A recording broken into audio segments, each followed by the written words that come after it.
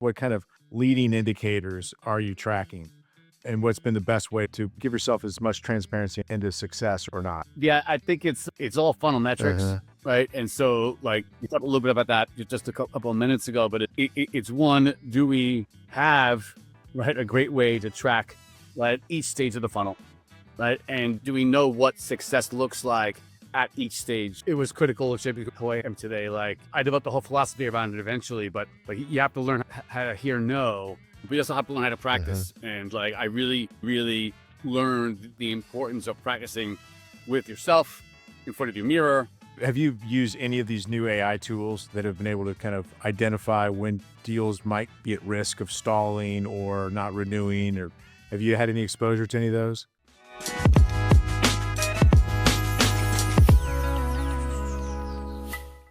Hey, everybody, and welcome to the Sales Elevation Podcast. I'm Ed Kerr, and I've got with me today my special guest, Dave Frisone. Dave, good to see you. Hey, good seeing you again as well. Great, How you great. doing Thanks for today? joining the show. We've had some interesting conversations Excellent. offline before, and really excited to have you on the show today. You've had such a phenomenal career, really impressive, starting off at Bloomberg, obviously, and moving through the ranks in various companies and in leadership positions.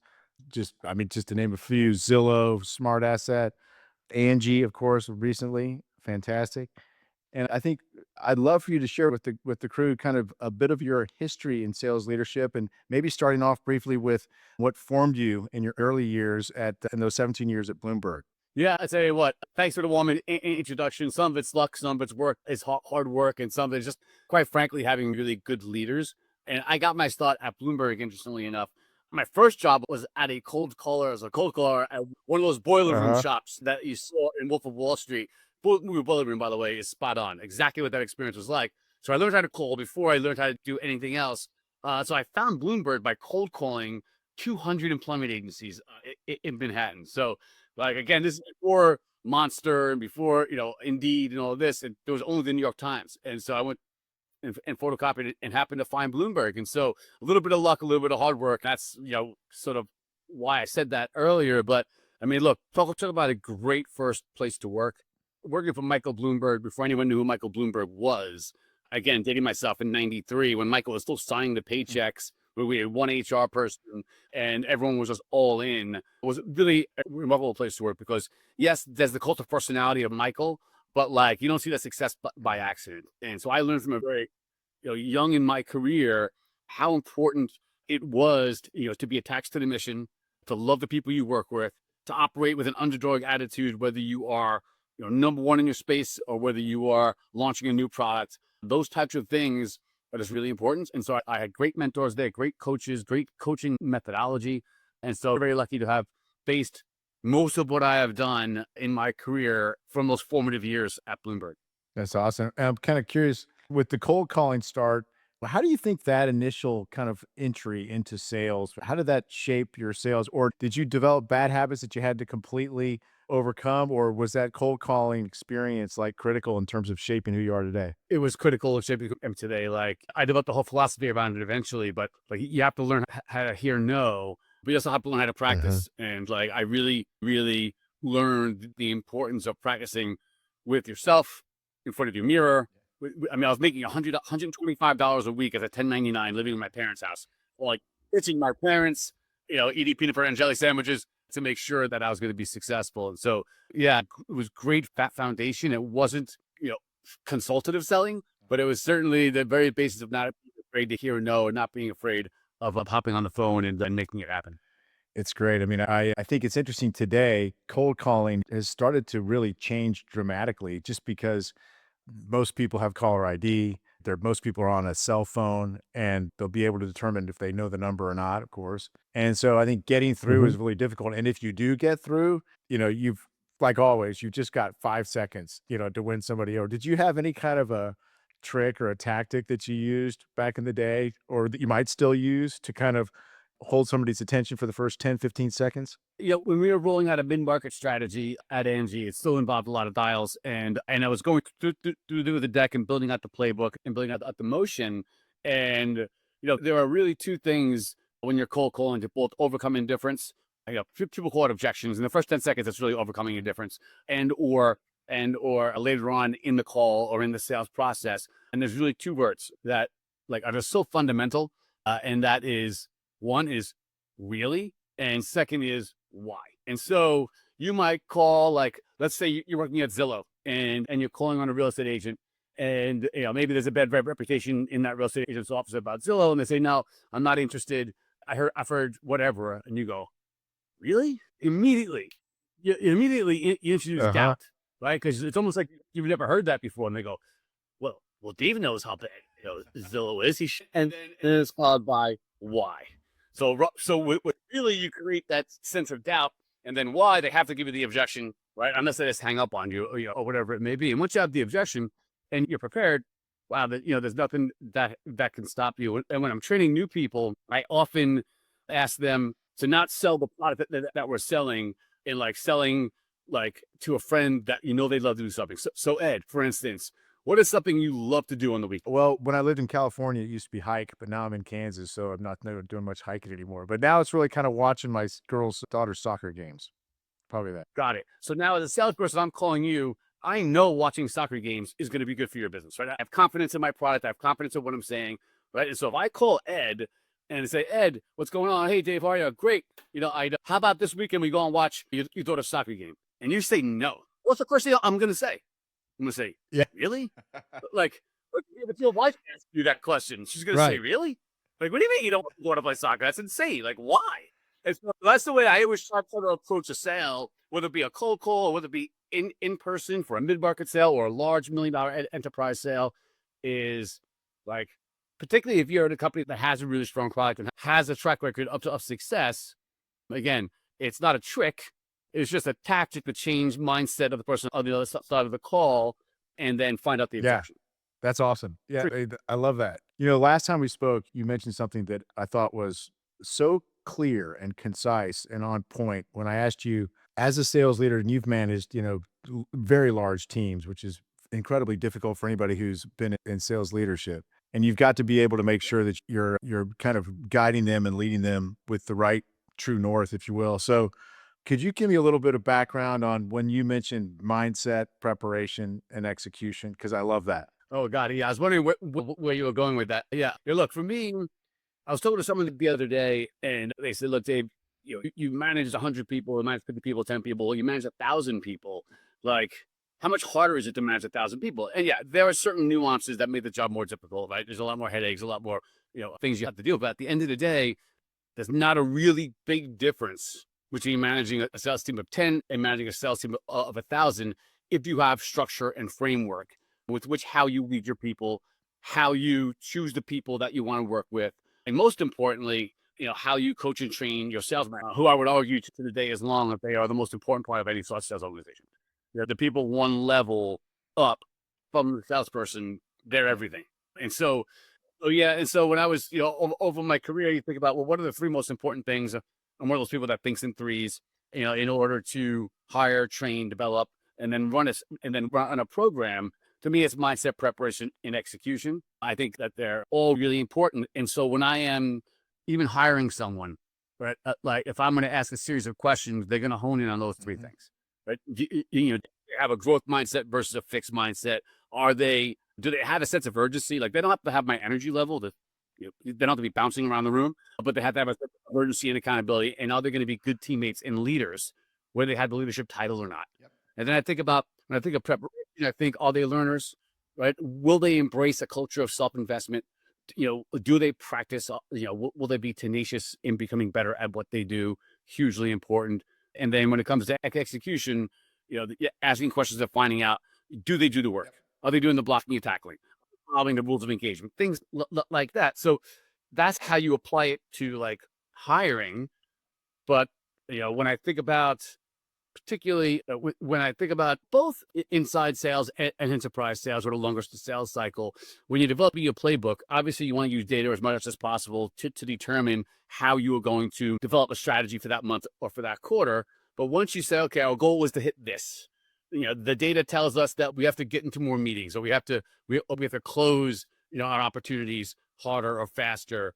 Then you can develop a monthly or quarterly game plan that your sales managers, whether one of them or 10 of them, right, And again, they can have their own nuance on these things, but like, what are they doing this month or this quarter to work on the team's mindset, right? What are we going to be training on this month or this quarter, to improve that KPI that we know is a linchpin to success? What are some of the tactics that we're going to be doing this month, right? To help support that strategy and that number that we are trying to hit. So for me, like I always think that way, even, 15 minutes before this call and when my computer wasn't working, right? I was thinking, what's my mindset? Am I coming in, with a positive mindset? Am I prepared to take on whatever Ed is going to Mhm. ask me? And how am I going to execute this Yeah, call? that's awesome. I love it. And then when you're I think, talking about execution, and obviously sales leaders need to be very mindful of the activity, right? How active are people each and every day? What are they doing? What's the results of that activity? You mentioned something one time we were talking about how touches are replacing dials. Because dials are just like we mentioned with cold calls, it's just less effective to kind of get through very often just on the phone. When you're advising new salespeople on how to go out there and stir up new business and prospect, aside from dialing, what kind of touches have you seen are really the most effective? And because I mean, obviously there's email or LinkedIn. What else? Like how are you yeah, getting around that noisy world we're in? yeah, it's not easy, right? And I will always default to, when in doubt, picking up the phone and calling that person. If you have a robust database and we have good contact information for those people, oftentimes people fall back now on some of the automated tools that you were speaking about. They're going to help them stay in front of people, whether it be, LinkedIn or other automated type, things that Salesloft can do or Salesforce can do, or whatever it may be. But I think whatever you're asking them to do has got to be a pathway to success. And so you have to have really good rigor and really good rev ops behind you that says, okay, if we're trying to close Ed Kerr, and this is what his avatar is, and this is what we expect to happen, and the data tells us that we need to, put them on an email campaign. We need to call X number of days. We need to hit them on LinkedIn as well.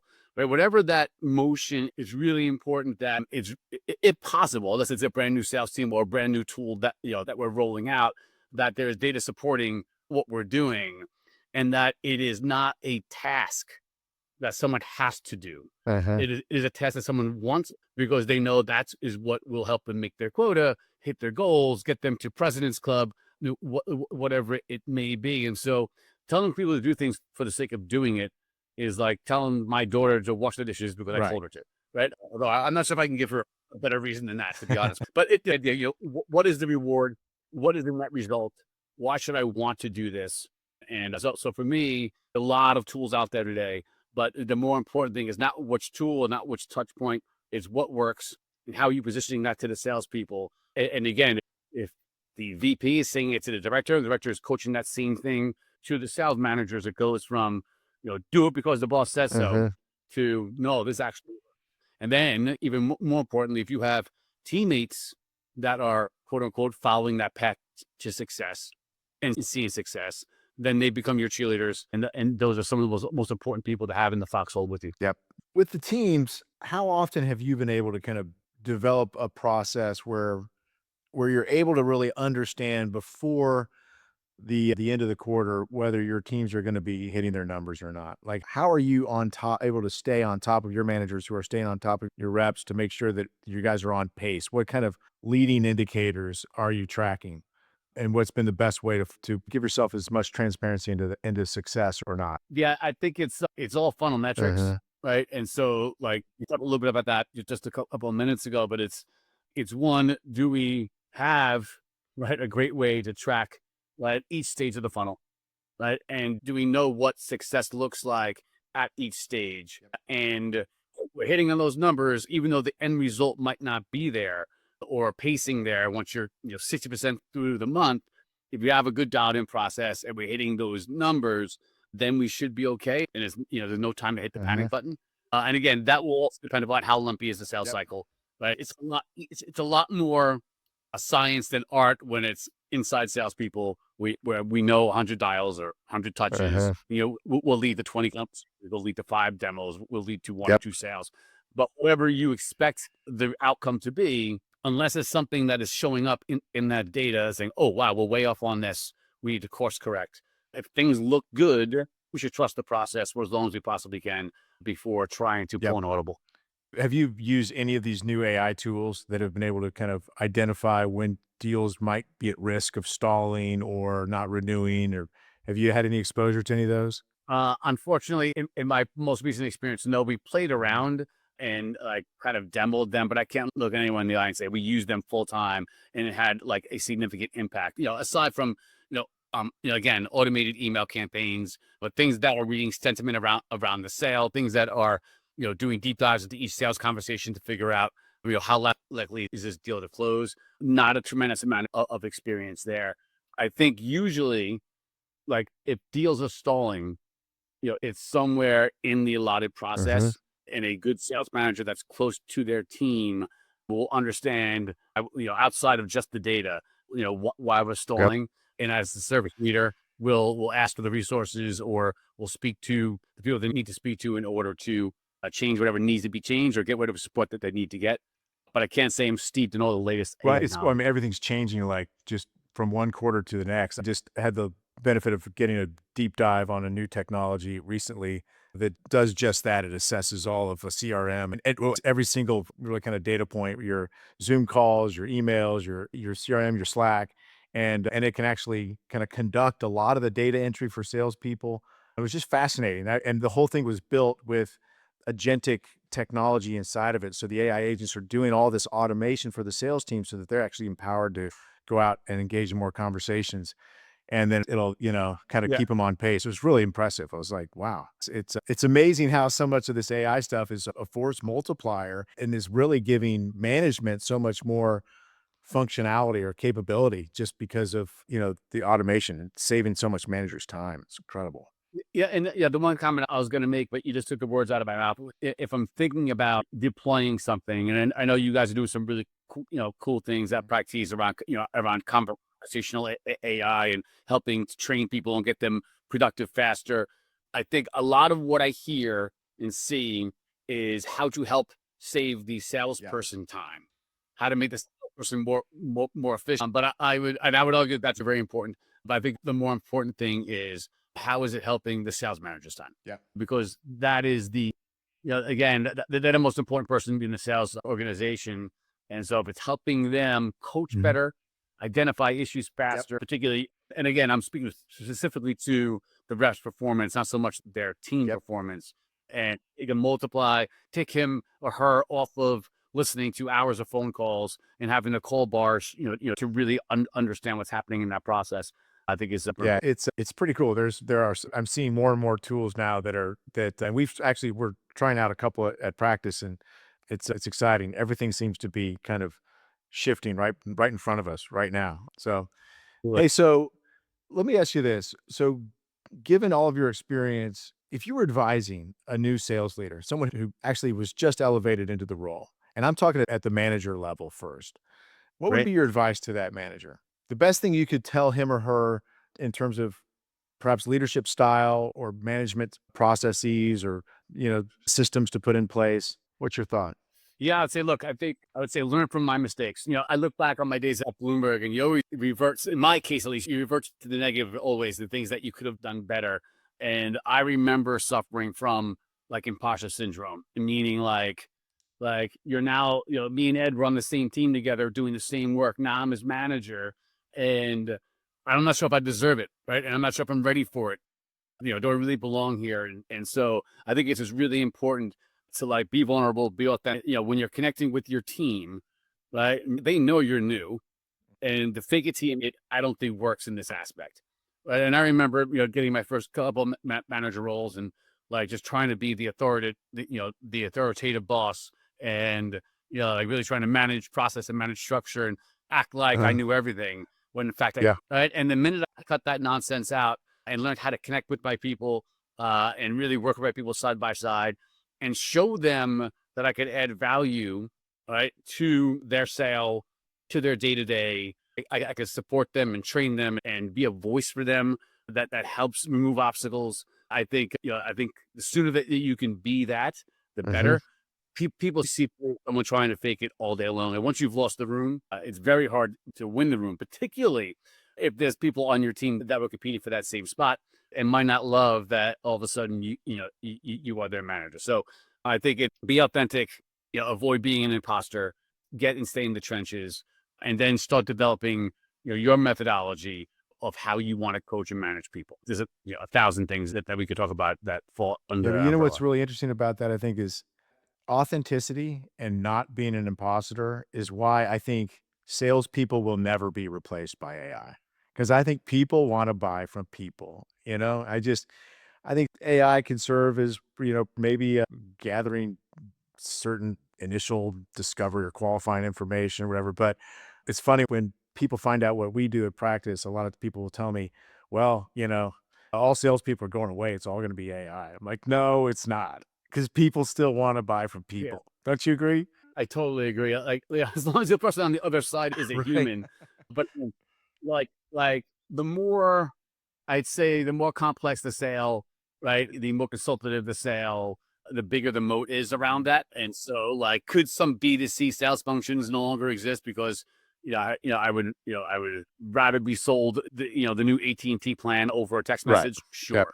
But and I even remember exploring an AI cold calling system that was calling into a segment of one of my places I used to work. I won't say the name, but they wanted to replace cold calling, and I'm like, I don't. There's just no No, way. no There's way. no way you're going to get on the phone with someone that fits this avatar with an automated message that is going to overcome objections or overcome indifference, right? Give them the with Yeah. them, right? And get them into a conversation and have them wait on hold for a callback or show up for an appointment. There's just no Yeah. way in a high velocity consultative sale that AI can handle that.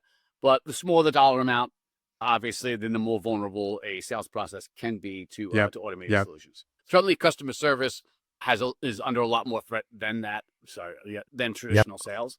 I was on the phone the other day calling to make a doctor's appointment, and I got an automated message, and my heart sunk. I'm like, oh, I just want I a know. human. And then 35 seconds later, I had an appointment. And I was like, that was pretty good. Anyway, So, hey, man. So, what's next for you? yeah, look, for me, I'm exploring a lot of opportunities, both going back to work for someone else and work on my own. But there's three things that really get me excited and really get my motor running. And that is like working with great people on a great mission. It's just something I've been able to do everywhere I've worked. So I've been very lucky, or at least thoughtful in places I've gone. Something with a unique value proposition, like working somewhere where you're racing to zero is not a fun or comfortable place Mhm. to be. So a unique or compelling value proposition could be an AI, Yeah. by the way. And finally, like growth Yeah. potential, like a company that is scaling or ready to scale in somewhere where I can grow, which I've also been able to do everywhere that I've gone. And I'd give that advice to anyone listening or watching. Think about really hard, what you want in your career and or the next step in your career.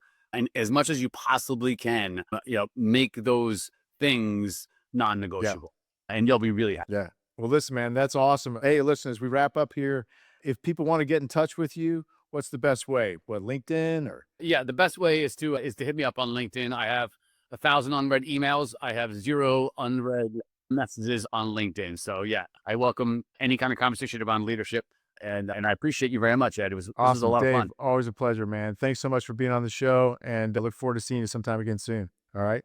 See you, man. Yes, I All look right. forward to being back. Bye-bye.